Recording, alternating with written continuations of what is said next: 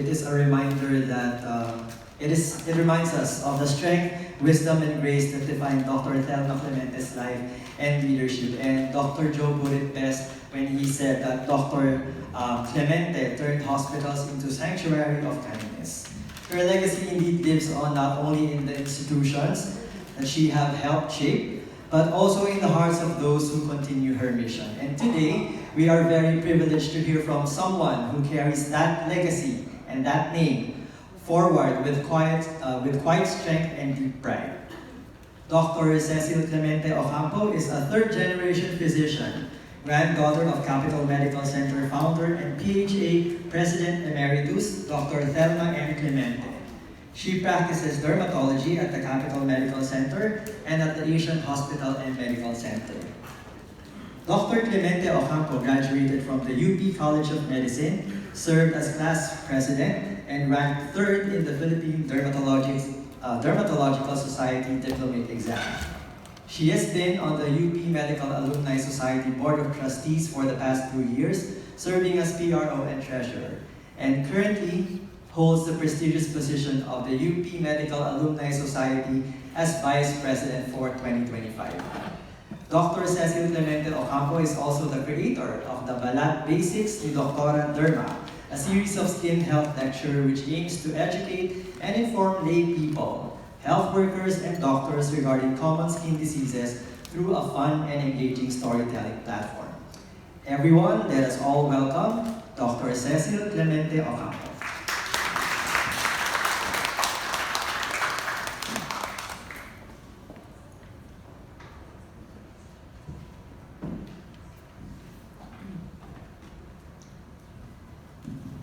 Good morning to all the members and honored guests of the Philippine Hospital Association who are here today.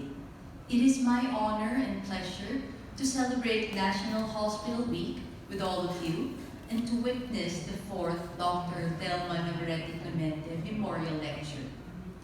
On behalf of the Clemente family, I would like to extend our sincere appreciation for this tribute to our beloved grandmother, Capital Medical Center founder, Dr. Thelma Navarrete Clemente. Thank you to the organizers who made this lecture possible. Dr. Thelma Clemente was the first woman president of the Philippine Hospital Association. According to her biography, Theli and Her Legacy, the CMC, by Crip Yuson, she served 12 terms as the PHA president from 1986 to 1997.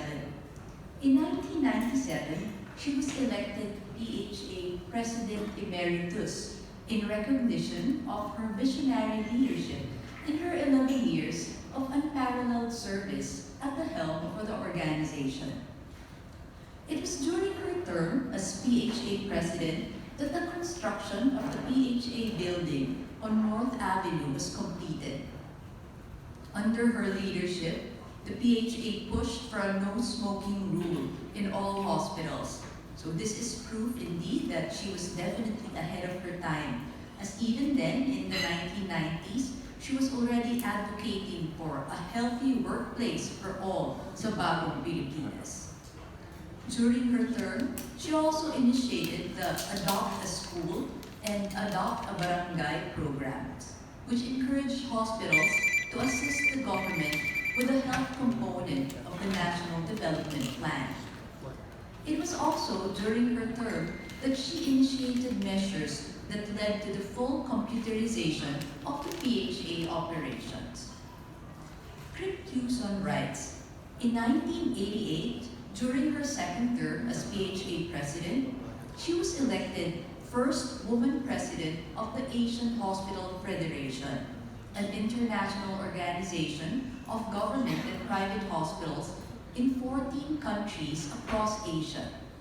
There, she made her mark as the world took notice of this diminutive lady from the Philippines with her thunderous voice delivering impassioned speeches for the cause of the hospital industry.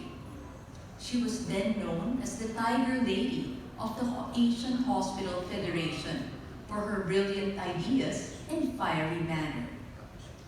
As founder and president of Capital Medical Center, the hospital she built and nurtured for 45 years, she was known for her uncompromising work ethic, her unwavering dedication, and her relentless pursuit of excellence.